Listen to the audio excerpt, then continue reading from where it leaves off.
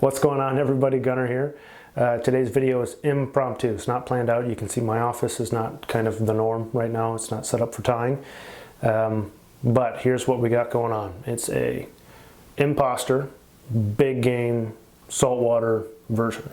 So the Impostor, old fly, like 2016, 17, I forget when I first did it. But when I first submitted it to Rio, it was one of the first ones I wanted to do because I've tied it for so long, over so many years, and have fished it or tied it for people to fish in so many different scenarios, whether it's saltwater, big game, jungle, pike and muskie, stripers, whatever. It's a very successful fly and it's proven itself.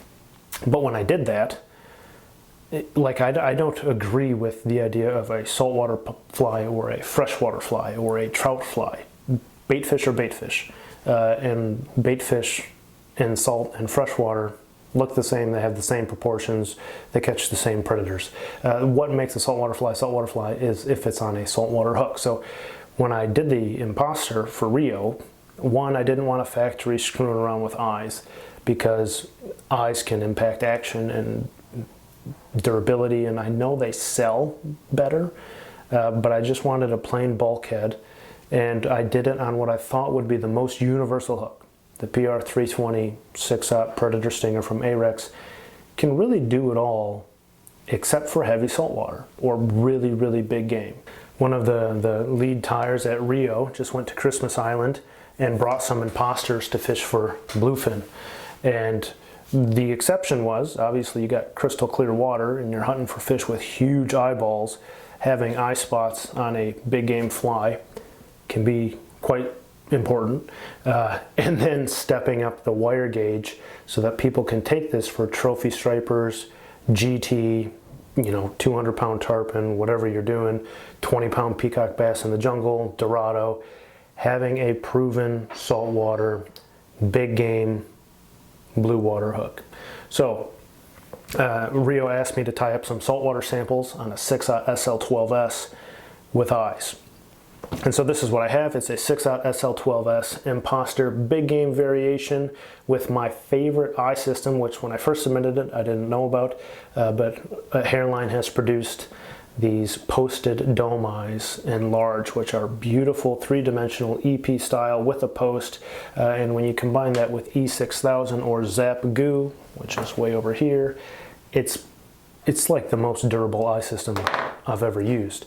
So you have a proven trophy fish catcher fly in the flash tail Scandinavian style on a big game blue water hook with sexy eyes for clear water, fishing for big predators with big eyes that key in on that feature.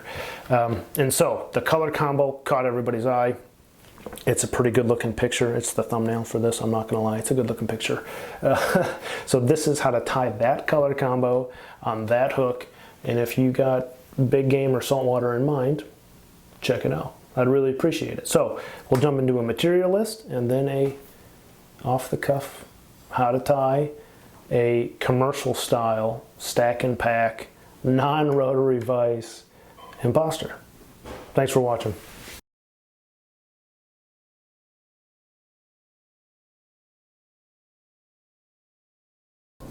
Coming in with Danville 6/1000 7-inch monofilament, Gamakatsu SL12S and a 6/0. Put down a nice meaty thread base.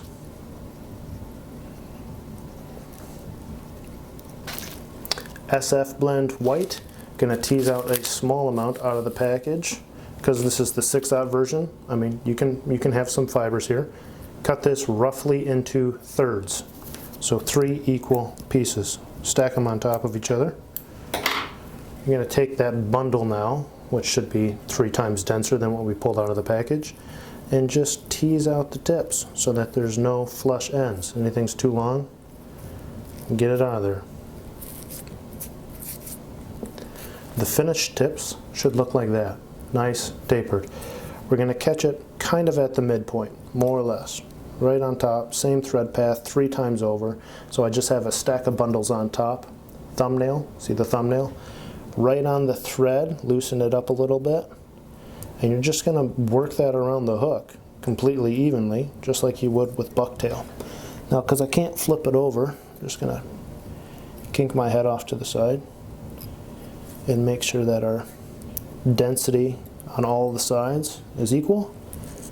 Wrap back towards the bend. You see I made a nice little thread valley. You see that big flat spot? That's a nice flat spot. Flare this out, walk it back, catch it on top of the flat spot. I call this bullet tying. And essentially all we're going to do is stack and pack bullet ties of various materials. This is going to get us our inner bulk, and as we drape this big fly fiber wing over it, it's going to kind of act like an intruder bump dam that's going to help flare it out and just give it a little bit of nice taper. So it's big fly fiber, straight, full length. You're going to use the full length of it.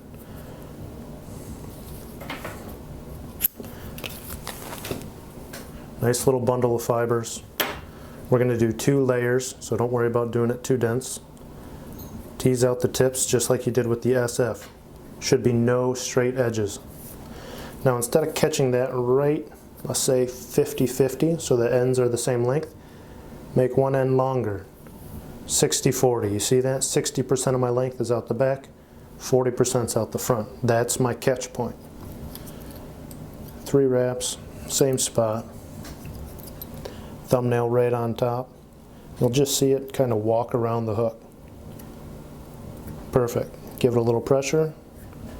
Look around, make sure your density is relatively even. Walk it back, create a nice flat thread valley. These front fibers, collect them, draw them to the back. Come on, get off that hook shank. One of them is not happy with me. And I'm not happy with it. We're having a disagreement. Get back here. And then catch it right on that thread valley. So we just bullet tied our big fly fiber. Now if you have any pieces that looped over, scissor tips, cut them out. Get a nice little comb in there. And I'll show you, you should have a good little tapering tips to this, and that's about the proportions of your fly, 8 inches. You should zap a gap every step. I forgot the first one. But this is all plastic thread, plastic materials. The CA Plus will bind all this together and you'll have an indestructible fly. That's awesome. Now here's the magic of the fly. It's a flash blend, right? This is based off the European style flash flies. We have something called sapphire, which is dyed over pearl. We have a blue dyed over pearl. We have a white, which is just sick for an opaque, really limp tailing material. And then silver, and we're going to do 3 of each. So complexity and flash. It costs you nothing to do this. Instead of doing a bunch of strands of silver, mix it up. So you're going to do 3 of each. And this is Flashabou Magnum, so it's 20 inches long. 20-inch long Flashabou Magnum. If you accidentally got 4 of one of the colors, it's going to be just fine. Fold them in half, right at the midpoint. Cut them. So now we got 10 inches of flash, and you're going to taper these tips just like you did with everything else, so we have no straight edges. But I'm going to, instead of tying it in, you know, at the midpoint 50-50 or 60-40, I'm going to go about as long as I can without missing some of these tips. You see that tip sticking out? So I'm going to get, you know, it's pretty close to like 80-20. It should be, you know, an inch past the big fly fiber. And we're going to keep this right on top. So I tied it on top as a bundle, and then I fanned it out, but I didn't bring it all the way around. Wrap that back, take this, flip her backwards.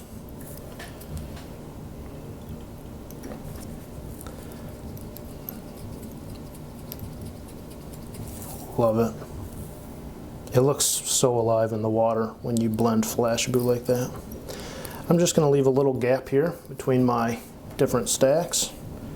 Move up the hook. Douse that with super glue. That was way too much glue. We're back to our white SF. This is just rinse and repeat. Now it's going to be a hair denser if you can manage. But we're going to take that full hank and cut it into 3 equal parts again. Taking those 3 parts and just throwing them on top of each other. So we have a nice dense piece of SF. We're going to tease out the tips so that we have no straight edges once again. Catch it at the midpoint. Thread path, same place, 1, 2, 3. Thumbnail hits your thread and it just forces it around the hook, and then you just manhandle it. Now if you have the rotary option, right, you can flip this over and just check to make sure your density's the same everywhere. Wrap backwards and you're going to create a nice little valley that when we flip this over, I'm going to be able to catch it all in that valley, make a super durable double tie-in point.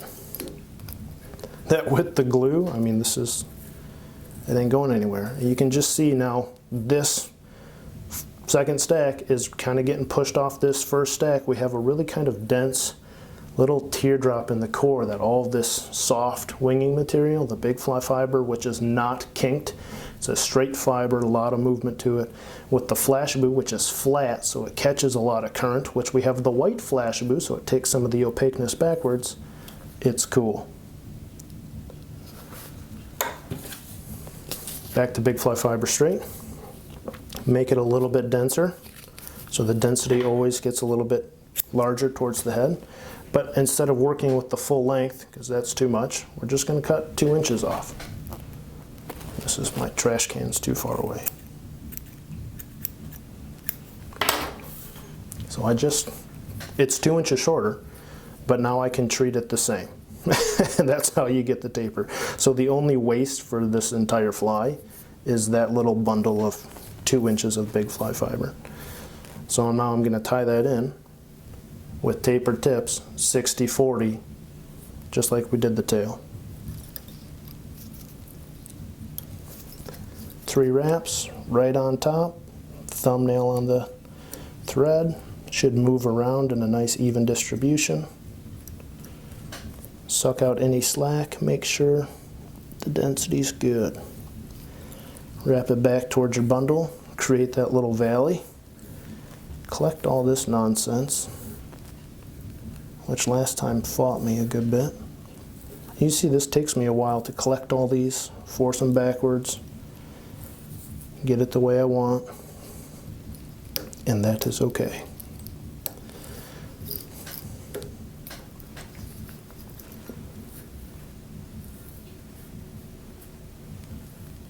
For a synthetic fly, it's very tapered.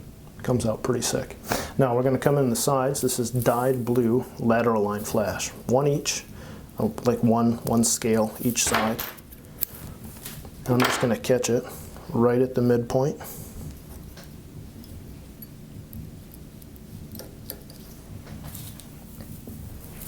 We'll see how this goes without my rotary. Am I handicapping myself? No, totally fine.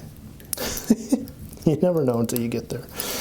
And so I have a pretty good amount of room here to really get the volume taper out of this next section. This is the most important-ish part of the fly, and it's actually kind of going ham on the wings. If you see these and you don't have a nice big wing on the 6/0, you're not really going to have the right fly. The color here on the saltwater version is UV mackerel. UV mackerel SF on the top. You can see it's a pretty dense bundle, and you can see I have tapered it out. That's because I ran out of mackerel and I blended it with a different color, but that's just what it is. So mine's tapered because I had to blend it. And I'm going to catch that, and I'm going to catch that. So if you go 50-50, we'll kind of go 60-40. That's going to be my stack taper. So this should go, you know, this is going to be like 7 inches down the fly, 6 inches down the fly. We're going to treat it the same as everything else by making a nice valley, but this time we're going to keep this all on top and counter shade this pattern.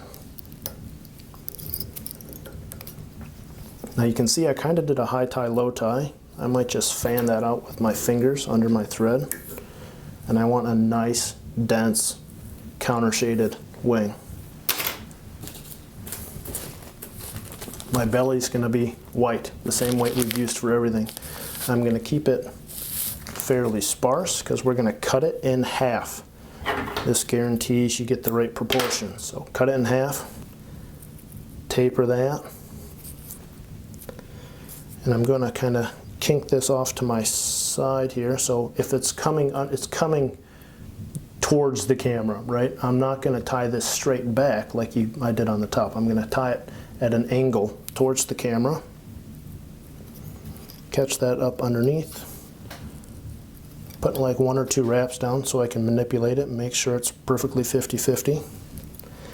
Take this bundle pointing forward, wrap it back. Now if I were to do that with my rotary, and I would have flipped my vise upside down, what you would have seen is I would have had a V that would have split the hook. So it would have had a kind of a 3-dimensional belly to it. But that's good enough, and I can tell it's good enough even without the rotary.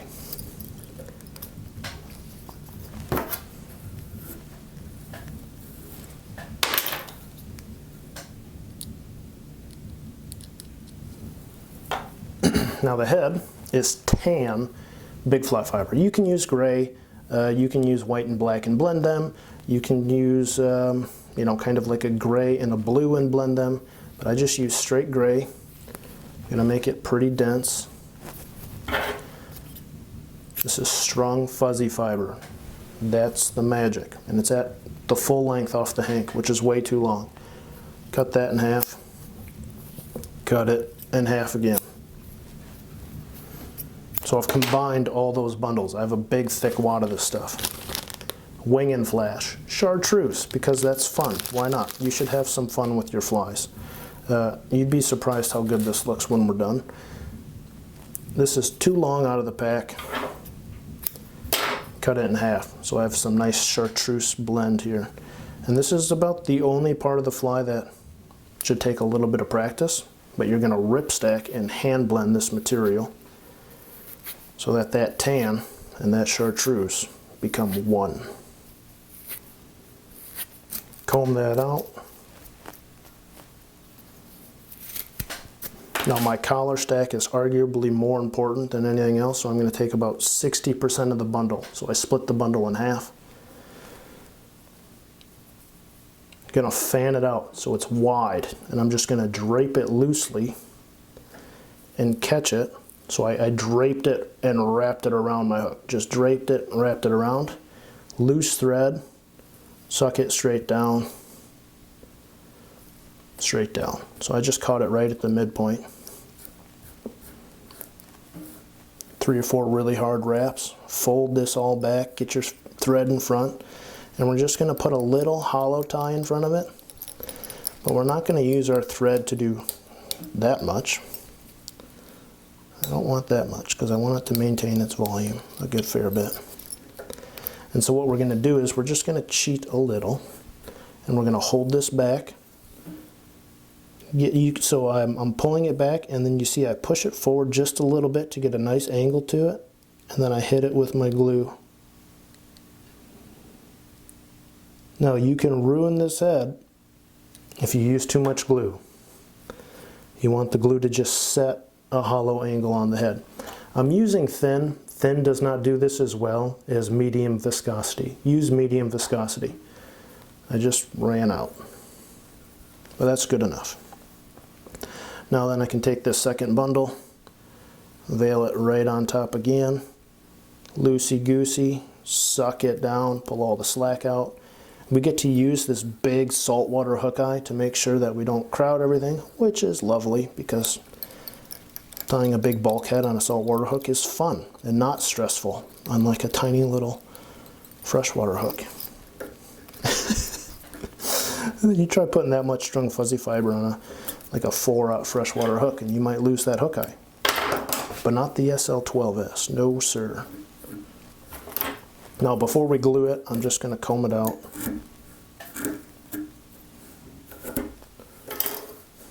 Sick. Get that hollow shape to it.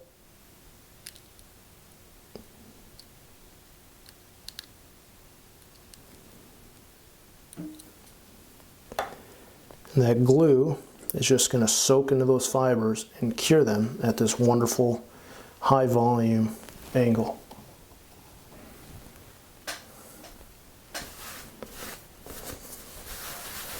Man, I got a mess in my lap. This is disgusting. Now, I'm usually fairly dependent on trimming heads based on the rotary function of my vise. But for all you who don't have rotary, I mean, you should be just as competent or as skilled at trimming something in hand. So you just hold it in your hands. I'm going to fluff it out a little bit. And so I'm taking the fiber and pulling it slightly out. I don't want to catch all of it in my control hand. So you can see I have some trapped down. That's kind of my collar. And then I have some that I have fluffed out. That's going to be my head. Now I can just rotate this in hand and just get a nice little bulbous head shape and get so much hair on the floor, which gets trapped in your socks, which you will carry throughout your whole house and drive your wife absolutely bonkers. Unless your wife is the one who ties flies, then welcome. Drive your husband crazy. Have it your way.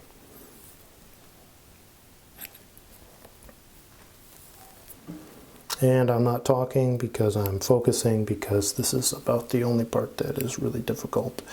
And because I like my heads to be perfect. Because I'm crazy, and it's gotta be. That's good enough. It doesn't have to be, it's good enough. Cool. Now what we get to do is we get to put eyes on this head. And instead of hooking this in my vise the way it is, as cool as that is, I'm gonna grab it by the hook eye, because y'all non-rotary dudes have to find a way to survive. Booyah, my fly sideways. And so I'm gonna use that function to hold my head flat. We're gonna use Zap Goo. This stuff is amazing, and it pairs the best, I mean so good, with posted dome eyes, right? So this is Hairline's posted dome eye, size large, 9mm. The eye has no adhesive backing for packaging. Instead, it has this absolutely massive post on it. You see the post? The post is massive. But usually the adhesive on the back of the eyes that are on some nice little white sheet for marketing reasons interferes with a lot of glue. And it's a pain in the butt to try to get glues to interact the right way with all the eyes on the market. But these posted dome eyes, very 3D, very bulbous. No adhesive, and we're going to set an anchor of goo into the head, push the post, which I will cut short, but I will leave a little nub. You see the nub? I have a nub. So now I have a non-adhesive back with a nub, increased surface area, and I'm going to set root systems. Like, think about tree roots going down into all these fibers, which are tied to this head and glued to this head. This is the most durable eyes you're gonna get. So don't use the applicator, it's a pain in the butt, just rip it off. We're gonna get out about a pupil-sized dab. I'm not just gonna push it on and then push my eye on, I'm going to stab this into this head. I want roots that go to the hook shank.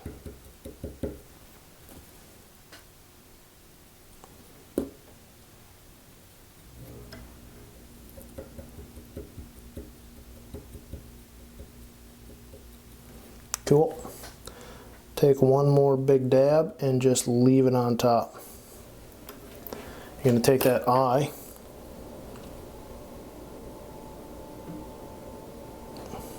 shove it on.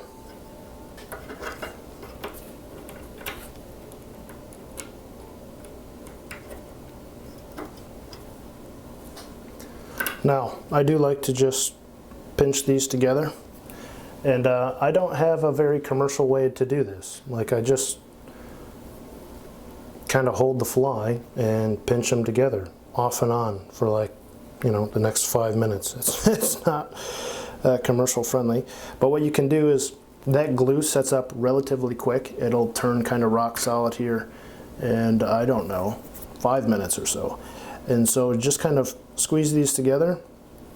You can let the fly hang here, and in about 3 or 4 minutes, give them another squeeze, and then in about 3 or 4 minutes after that, give them another squeeze, and you will have the sickest big game imposter on the planet. My bottom SF wing that was V-tied could have been denser. It could have been probably 15 fibers denser. I wanted a more bulbous belly. That's okay. Ain't never satisfied.